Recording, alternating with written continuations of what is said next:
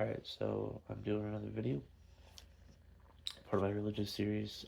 This time I have kind of a little unique one. It's going to be a combined video because there's so few differences. So I read this book, Faith and Practice. It is kind of the manual for being a Quaker. Quaker is technically considered Christianity, though a lot of people consider it heretical.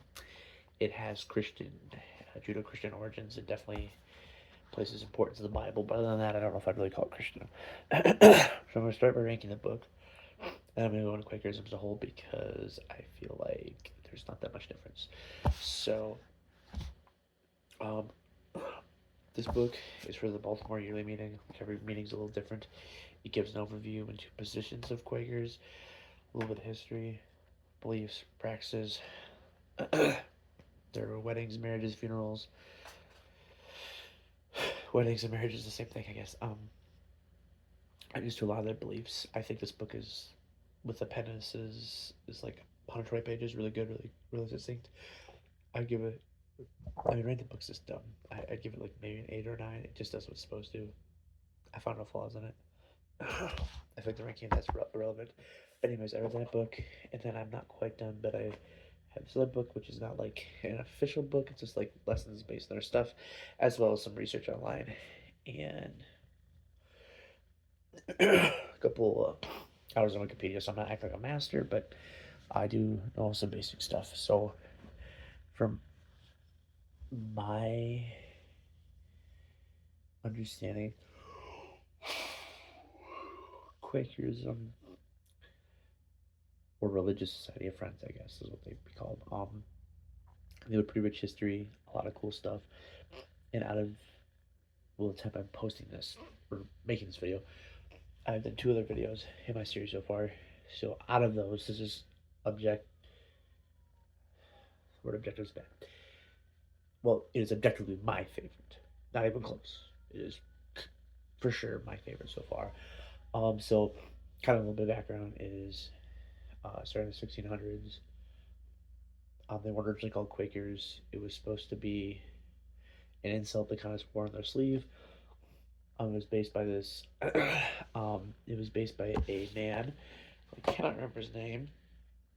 Uh, George Fox, who felt like a lot of spiritual questions, and he went on a pilgrimage, and he found everyone who. Well, no, this happened the other way.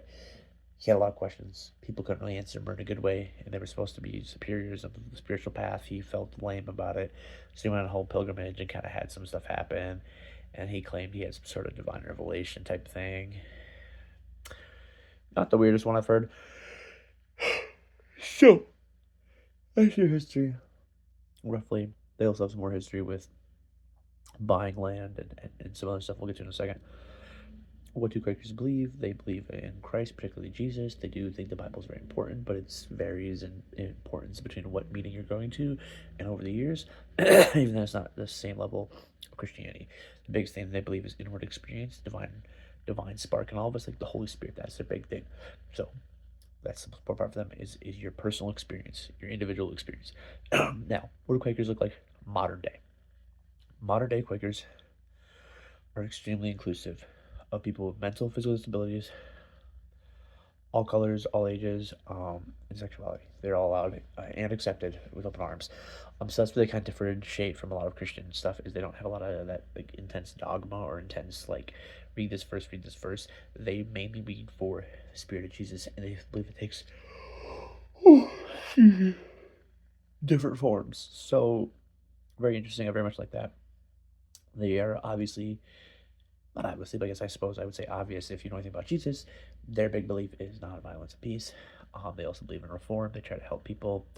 A lot of cool stuff I really read that I liked in there about that. They also, when they first were getting land, one of their big groups built land, and or they wanted to build on land, but it was Native Americans, and then they dealt with them, but especially for the time, they dealt with them very ethically. They didn't force them off, they didn't trick them. They said, hey, we're going to do this. You can sign it. You don't have to. And then they did. The other group was on land that they thought indigenous people were on. No one was there. They couldn't find them.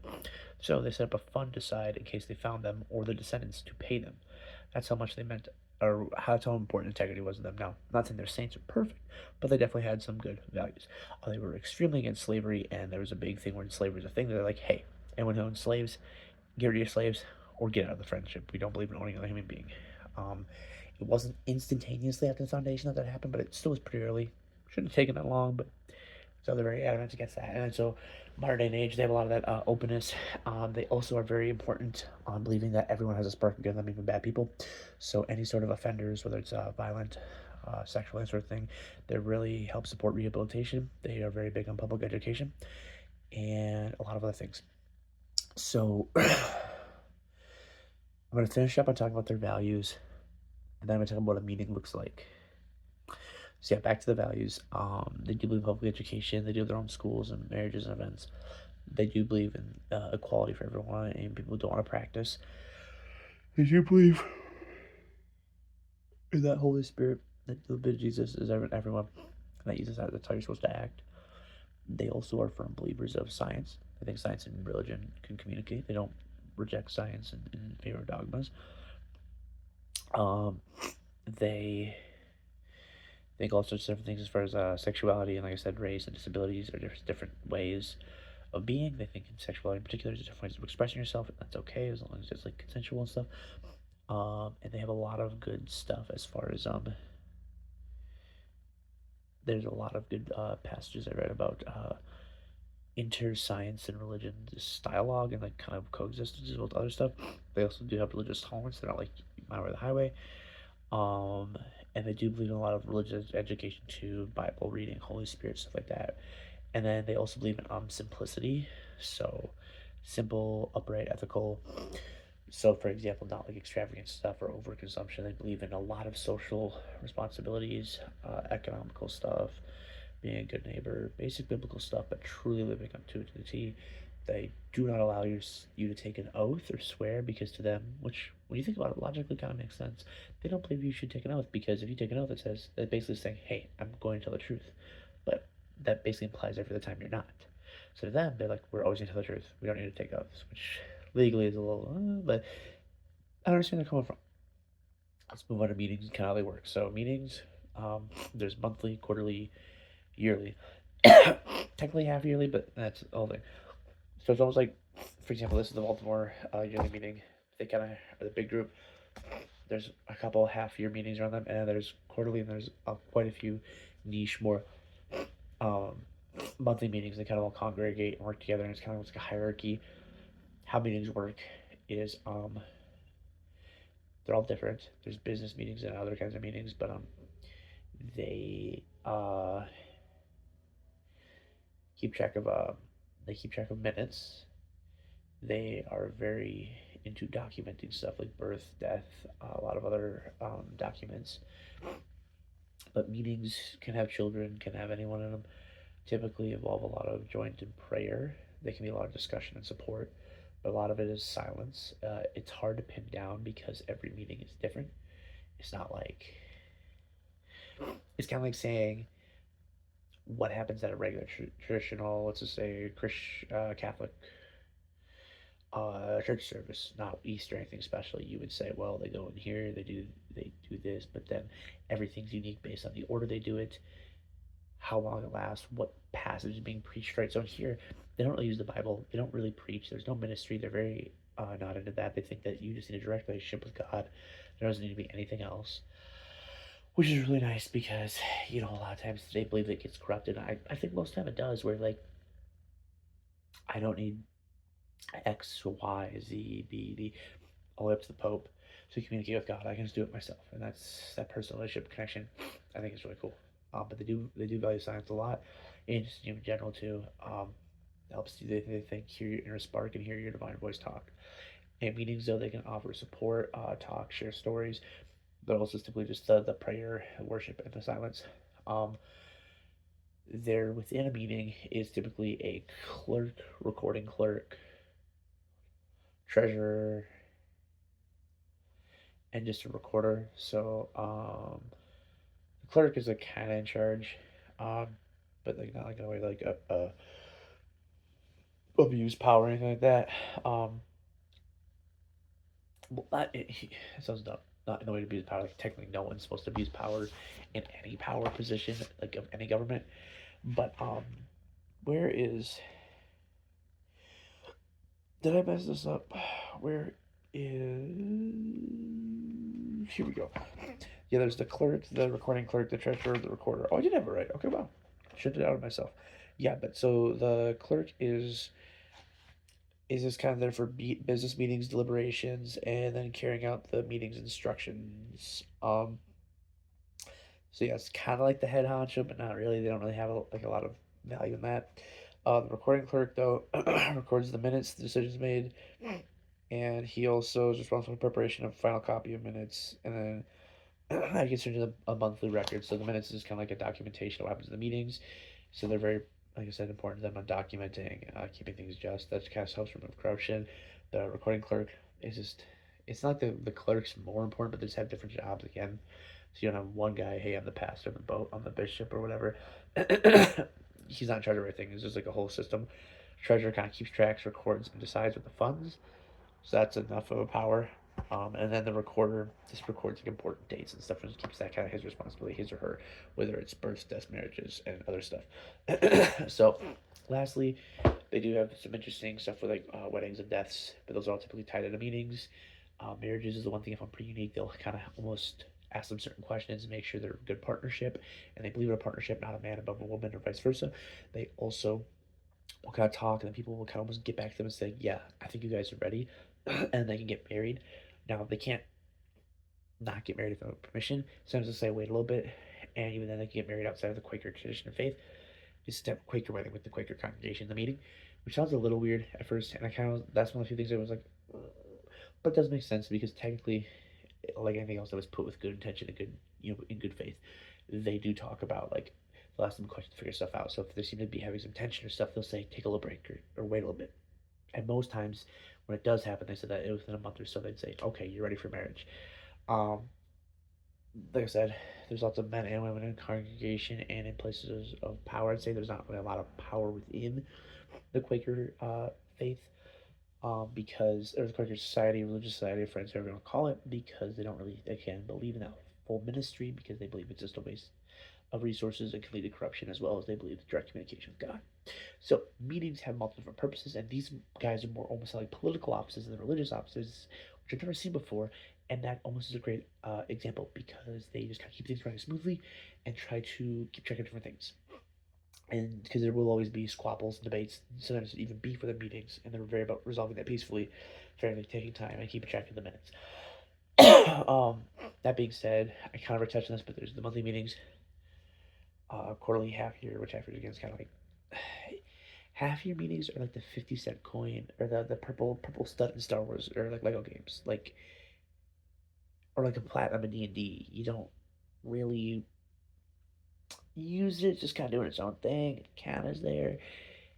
Kind of really makes sense. In the sense like it's kind of a senior meeting, but a lot of people don't do it. They just do quarterly, like four quarterly, and then they'll do the once a year big meeting. But anyways, just kind of like a hierarchy, like one chapter or one, like this book I got was the Baltimore.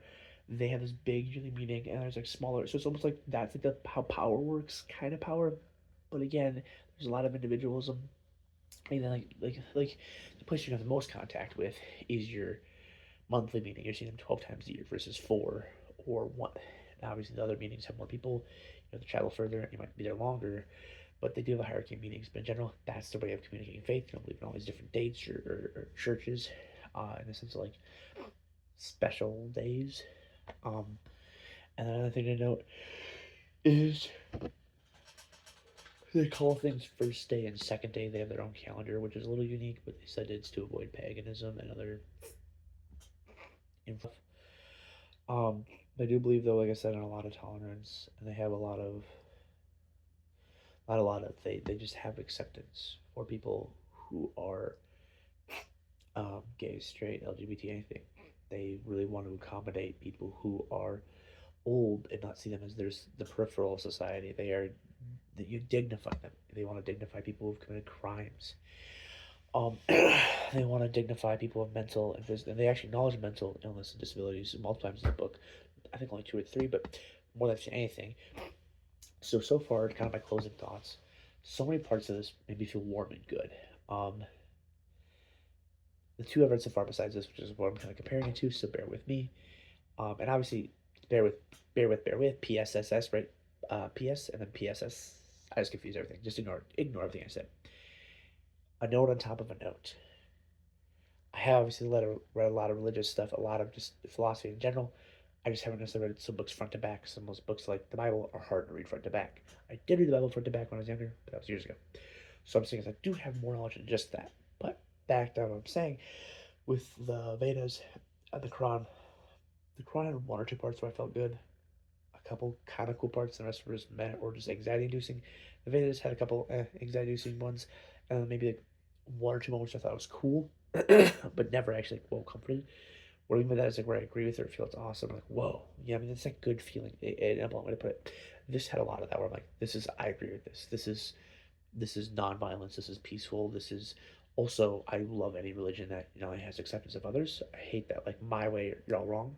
I also love the acceptance and encouragement of science and education and how they're hand in hand. I love that. I think in a world as a whole, for us to move forward, I think religion is going to need to move hand in hand with um, science. And I can do, I'm not going to get into that right now because it's a whole other video. Um, but yeah, I think in general they have a lot of good things that I agree with. I think they have a lot of good intentions. I think out of any we've done so far, this is the first time I'm like, whoa, hey, I would actually maybe do this. This seems pretty cool. And they have in the back of the book they have a lot of stuff I'm not going to go into about how to join a meeting, transfer your meeting to different like kind of chapters, I guess I'd call it, and just stuff like that. They just give advice for how to do that, be a clerk and all that stuff. But I really felt this is a group that cares about the world, cares about each other, and fundamentally is trying to better the world. The idea of everyone having a divine spark, I agree with. It makes a sense of logic to me. And as far as the religious, non-fact provable parts of the book or the religion, I agreed with it. So, to give like my official rating, which again, this is not really the book. This is more the religion itself, which I've been in books because I want to do books and religion separate because they're very separate. But you have Quakerism. I think this book is just an overline. It doesn't really have a holy book besides the Holy Bible, which is separate. I think Quakerism as a whole vibes. I'll give it a 5 or 4. Again, vibes is not really a ranking that matters. It's my personal like for example, Buddhism and other things have like really cool statues and paintings and art. Quakerism actually pretty recently was like, oh, art's really important. Before they're like, it's meh, it's even bad. Not like they were against it, but like it's just a waste of time and it can get the distraction of your stuff. So I think um, 5 for vibes. I think for how much it can better society, I'd give it a 9. I mean, near perfect. I don't really see any negatives. They're all about growth, learning, simplicity, helping each other. Um, Nothing really came to me as archaic or stuck in the old ways. Nothing was like, oh, you can't do this because you're a woman or man. I mean, just leaps to everything else I've seen so far. Um, Again, my rating criteria might be a little rusty, and we'll see. So nine's not perfect, but it is up there. It was maybe 8.5, but 9, and it's really good. Um, Logic, um, I put like I put an 8. They don't have any necessarily flaws, but they do base a lot of their stuff on like OG Christianity stuff, which always have a little bit of plot holes and some mystery around it. So origins for that alone, and then consistency. I put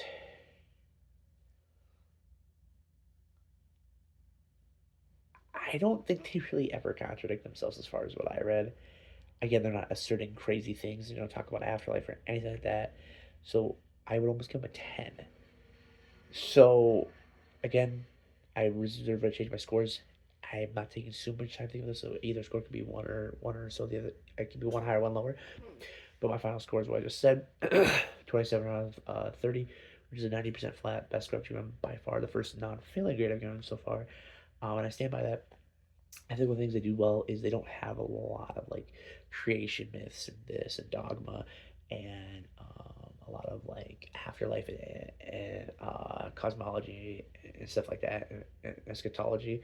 So I think when they have that less stuff, hence their beliefs in simplicity, there's way less issues with logic and consistency.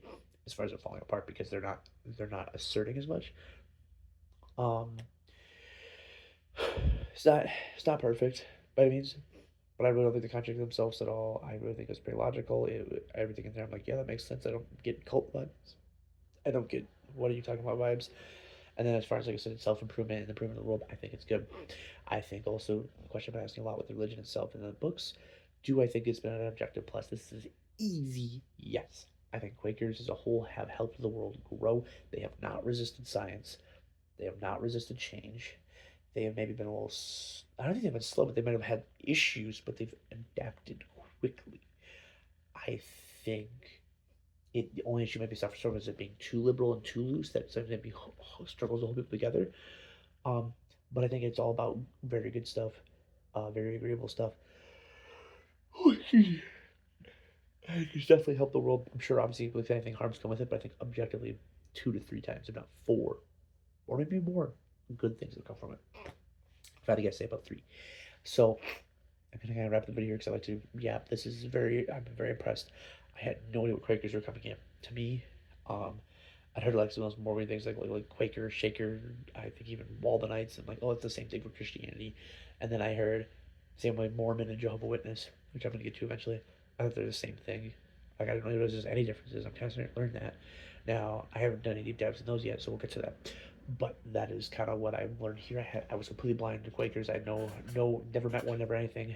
Um, very impressed. So good job, Quakers.